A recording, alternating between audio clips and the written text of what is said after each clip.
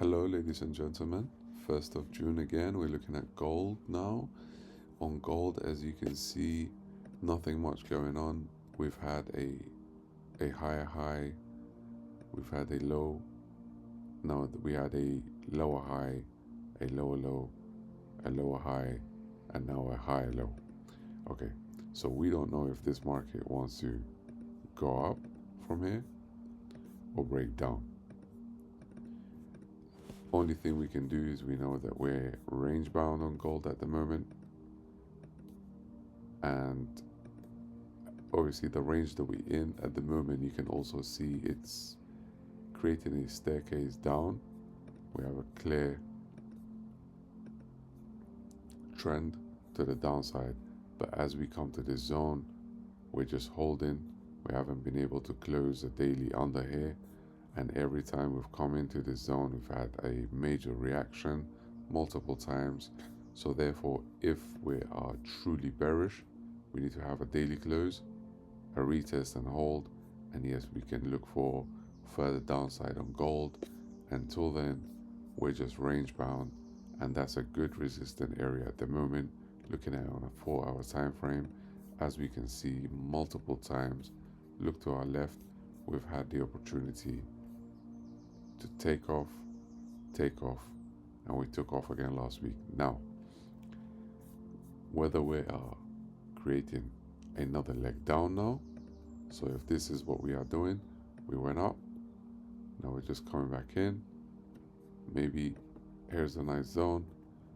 If we're creating something like inverted head and shoulders to go up, then we can come back into the zone, hold and take off, break the trend or that trend line, and then go to the next zone.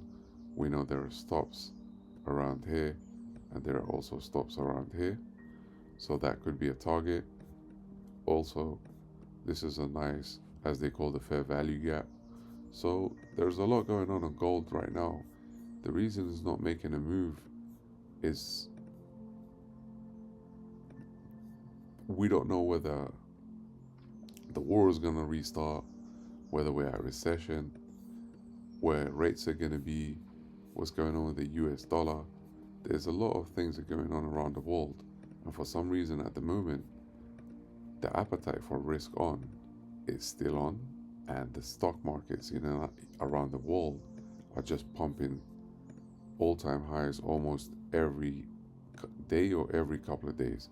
So if gold wants to make a move to the upside, and whatever the news is going to be, there's a nice area of interest over there. There will be a lot of stops, and like I said, if we are bullish, then we can come back in, retest this area, and maybe give ourselves a nice push to the upside.